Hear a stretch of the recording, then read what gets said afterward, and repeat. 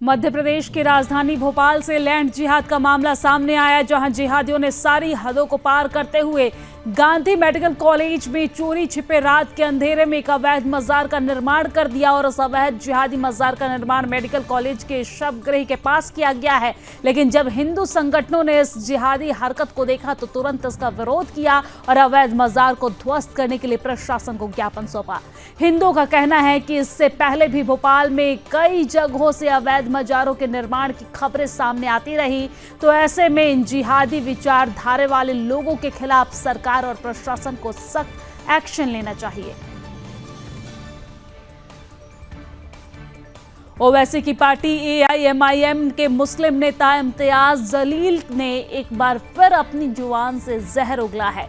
जलील ने पत्रकार वार्ता के दौरान कई आपत्तिजनक बातें बोली है। जलील ने हिंदू दलित बहनों को अपमानित करते हुए कहा है कि वो 500 रुपए में बिककर फर्जी वोटिंग करती है। लेकिन जब एक पत्रकार ने जलील से पूछा कि फर्जी वोटिंग के आरोप तो उनके ऊपर भी लगे थे, तो मुस्लिम नेता का पारा हाई हो गया और अपने गुंडों को बुलाकर पत्रकार के ऊपर हमला करा दिया और उसे जबरन पत्रकार वार्ता से बाहर निकाल दिया गया। जिसके बाद दलित समुदाय की शिकायत पर छत्रपति संभाजीनगर के सिडको N7 पुलिस थाने में अट्रॉसिटी एक्ट के तहत मामला दर्ज किया गया है।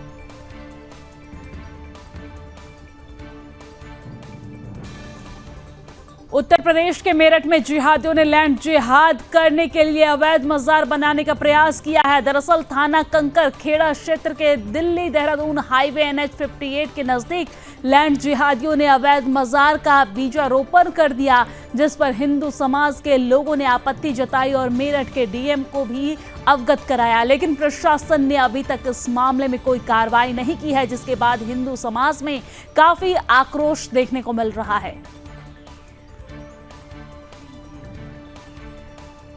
उत्तर प्रदेश के अमरोहा में धर्मांतरण के बड़े रैकेट का खुलासा हुआ है। बच्चों को पढ़ाने वाला जिहादी शिक्षक मोहम्मद साजिद धर्मांतरण का एक बड़ा रैकेट चला रहा था।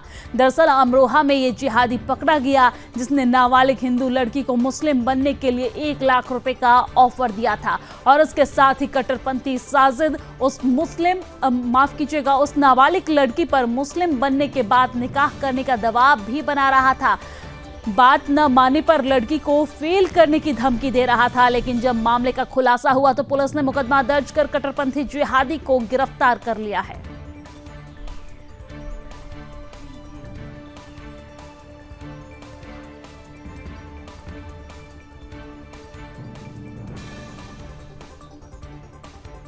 जिहादियों की गौ माता विरोधी हरकतों का हाल ही में एक और बड़ा खुलासा हुआ है और जब पिछले दिनों ग्रेटर नोएडा में लगभग 300 से 400 टन गौमांस बरामद हुआ, तब जिसके बाद गौ रक्षा दल ने ग्रेटर नोएडा प्रशासन को कोल्ड स्टोर पर बुलडोजर चलाने और आरोपियों पर कड़ी कार्रवाई करने के लिए 72 घंटे का समय दिया था। लेकिन जब प्रशासन द्वारा कोई कार्रवाई नहीं की गई, जिसके बाद गौ रक्षक दल के लोग और लोनी विधायक नंदकिशोर गुर्जर ने DCP कार्यालय का घेराव किया और 1 हफ्ते के अंदर जिहादी कोल्ड स्टोरेज पर बुलडोजर चलाने की चेतावनी दी। आपको बता दें कि फुरसिदुन नाम का जिहादी कट्टरपंथी एक कोल्ड स्टोरेज की देखभाल करता था। बागेश्वर धाम के पीठाधीश्वर धीरेन्द्र कृष्ण शास्त्री जी सभी सनातनियों को एक करने के लिए जुटे हुए हैं, जिसके लिए उन्होंने सभी सनातनियों से एक होने का आह्वान किया है। हिंदुओं को एक करने के लिए बागेश्वर सरकार एक पद यात्रा भी निकाल रहे हैं, जिसमें उन्होंने हनुमान चालीसा का पाठ किया। लेकिन इस दौरान सच्ची देशभक्ति को दर्शाते हुए सबसे पहले राष्ट्रगान गाया है, जिसके बाद हनुमान चालीसा का पाठ किया है। बागेश्वर सरकार के इस सनातनी कार्यक्रम में बड़ी संख्या में सनातनी शामिल हुए। यूपी के कुशीनगर में जिहादी अपराधी बेखौफ होता जा रहा है। कुशीनगर में जिहादियों ने दिन दहाड़े नाबालिग दलित किशोरी का अपहरण कर लिया है। परिजनों का आरोप है कि किशोरी गांव के बाहर गई थी, जहां से जिहादियों ने उसका अपहरण कर लिया है। लोगों को डर है कि कट्टरपंथियों ने किशोरी की हत्या न कर दी हो। फिलहाल पुलिस ने मुकदमा दर्ज कर लिया है, लेकिन 3 दिन बाद भी किशोरी का कुछ पता नहीं चल सका है।